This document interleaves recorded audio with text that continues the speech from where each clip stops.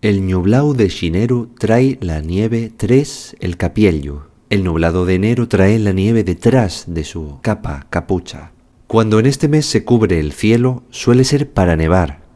El que en xineru se asolella, en mayo quema la lleña. El que en enero toma el sol, se pone al sol, en mayo quema la leña. Un enero soleado anuncia una primavera fría. Emborriná de xineru, la nieve al braguero.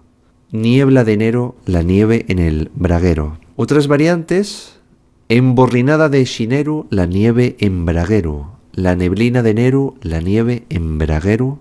En xineiro, la nieve nel bragueiro, asturiano occidental. De acuerdo al diccionario de la Nueva España, braguero sería una prenda que llevaban los niños pequeños bajo el pantalón, entre otros múltiples significados.